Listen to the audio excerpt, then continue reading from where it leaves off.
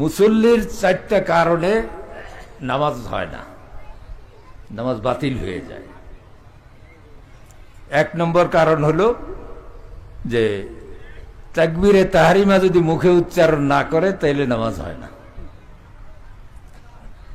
তাকবীরে তাহরিমা বলাটা কি ফরজ না? আমরা অনেকে হাত উঠে নিয়ত বেঁধে নামাজে দাঁড়িয়ে যাই, যে মুখ দিয়ে যে আল্লাহু আকবার বলতে হবে এই কথাটুকু বাদ পড়ে যায়। অনেকে দেখা যায় যে দৌড়াদৌড়ি করে আসে জামাতে হাজির হয়, ওই আগে থেকেই দাঁড়ানোর আগে থেকেই হাত বানিয়ে নামাজের ভিতর দাঁড়ায়। কিন্তু তাকবীরে তাহরিমা বলাটা হলো ফরজ। এখন কেউ যদি তাকবীরে তাহরিমা না বলে তাইলে তো তার নামাজ হবে না, সে নামাজে ঢুকতেই পারল না। হাত উঠানো, হাত বাঁধা এগুলো হলো সুন্নত, এগুলো না করলেও নামাজ হয়ে যায়। কিন্তু মুখ দিয়ে যদি তাকবীরে তাহরিমা না বলে, আল্লাহু আকবার এই কথাটা যদি না বলে, তাইলে তার নামাজ হবে না। সে তো আসছে, ওযু করছে, ইমাম সাহেবের পিছনে নামাজও পড়ছে, সব কিছুই করছে, কিন্তু তাকবীরে তাহরিমা যেহেতু বলেনি, এজন্য সে নামাজ ঢুকতেই পারেনি। তো এই জিনিসটা খেয়াল রাখতে হবে। আপনি হাত উঠান বা না উঠান সেটা বড় জিনিস না, কিন্তু মুখ দিয়ে আল্লাহু আকবার বলা এটা হলো ফরজ। এটাকে বলা হয় তাকবীর। হাত উঠান থেকে তাকবীর বলে না। আপনি দেখবেন আমরা অনেক সময় লক্ষ্য করি যে তাড়াহুড়ো করে এসে নামাজের ভিতর দাঁড়িয়ে যায়। কালকে বলছি যে শয়তান কোনো মানুষকে যদি নামাজ থেকে বিরত রাখতে না পারে, তাইলে এমন একটা জিনিস সে কৌশল অবলম্বন করে, সে নামাজ পড়ে তৃপ্ত হয়ে আসে, কিন্তু আসলে তার নামাজ হয়নি। তাড়াহুড়ো করে আনিয়া নামাজের ভিতরে ঢুকিয়ে দেয়, কিন্তু সে আল্লাহু আকবার এই কথাটুকু বলে নামাজে ঢুকলো না, এই জন্য সে নামাজ তার বাতিল হয়ে গেছে। এই জিনিসটুকু খেয়াল রাখতে হবে সবাই। তাকবীর মুখে বলতে হবে, আল্লাহু আকবার।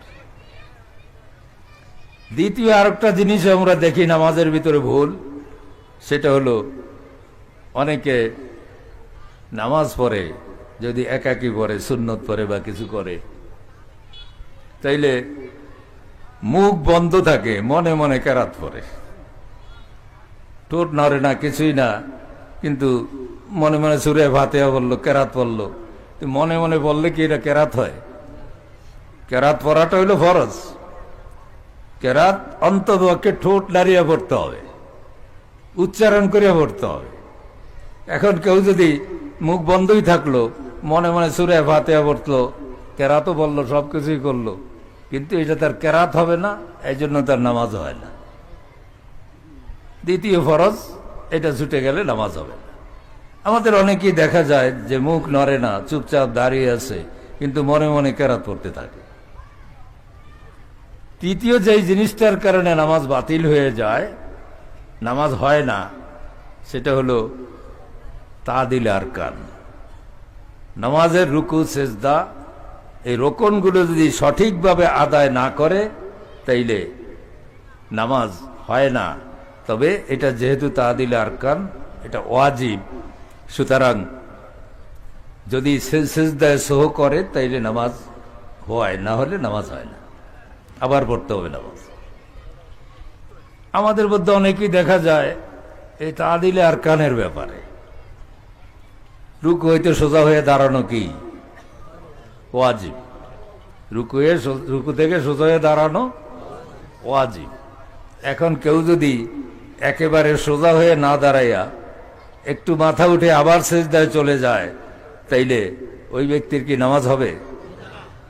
সে তো মনে করেছে আমি নামাজ পড়ে আসছি, কিন্তু আসলে হয়নি।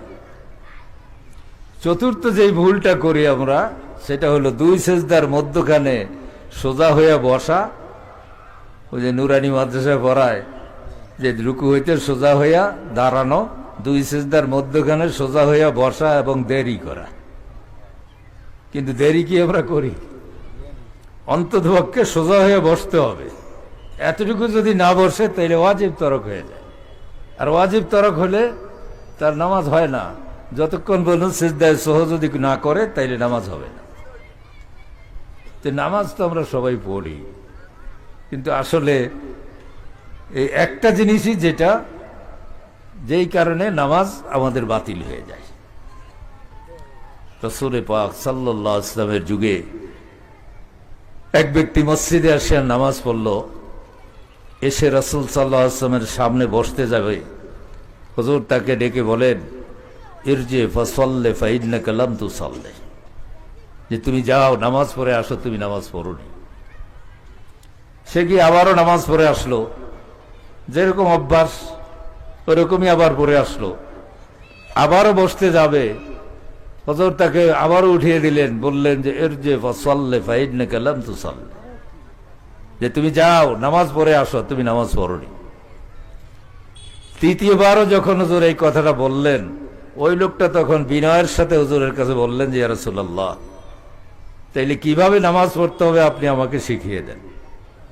তখন হুজুর সাল্লাল্লাহু আলাইহি ওয়াসাল্লাম কিভাবে দাঁড়াবে, কেরাত কিভাবে পড়বে, রুকু কিভাবে, শুধু তো রুকুতে যাওয়ার আশা এরকম না, কিভাবে রুকু করবে হুজুর বুঝিয়ে দিলেন। যখন তুমি রুকুতে থাকবে স্থির থাকবে, হাত্তা তাস্তাকিররা রাকিআন, যেন তুমি স্থিরভাবে রুকুর ভিতরে আছো, যাওয়ার আশা এরকমই না। আর রুকু থেকে যখন সোজা হয়ে দাঁড়াবে, এমন ভাবে সোজা হয়ে দাঁড়াবে, হাত্তা তাস্তাকিররা কায়িবান, যেন তুমি স্থিরভাবে দাঁড়িয়ে আছো। সেজদার ভিতরে কি এমন ভাবে সেজদা করবে, কিছুক্ষণ সেজদার ভিতরে থাকতে হবে। এইভাবে হুজুর শুরু থেকে শেষ পর্যন্ত তাকে নামাজ কিভাবে আদায় করতে হবে এটা বুঝিয়ে দিলেন। যতক্ষণ পর্যন্ত এই লোকটা এ ধরনের নামাজ না পড়েছে, আল্লাহর নবী বলেছেন যে তুমি আবার পড়ো, নামাজ হয়নি, নামাজ আদায় হয়নি, তুমি নামাজ পড়োনি। তো আমাদের ভিতরে কি এরকম মুসল্লি নাই? বহুত আছে, দেখা যায় যে রুকু থেকে সোজা হয়ে দাঁড়ান দূরের কথা, একটু মাথা ইশারা দিয়ে সিজদায় চলে যায়। শয়তান তাকে তাড়াহুড়ো করে এবাদত থেকে ফিরাইতে পারে না, কিন্তু এবাদতকে বাতিল করে দেয়, এবাদত নষ্ট করে দেয়। এগুলো হলো শয়তান মানুষের এবাদতকে এইভাবে নষ্ট করে। তাইলে আমাদের আল্লাহর নবীকে আল্লাহ তাআলা বলেছেন ওয়া আকিমিস সালাত, যে নামাজ কায়েম করুন, যে রুকু সেজদা কওমা জলসা, এরপরে হুজুরি কলব বিনয় খুশু খুজুর, এই সমস্ত কিছু নামাজের ভিতরে থাকবে।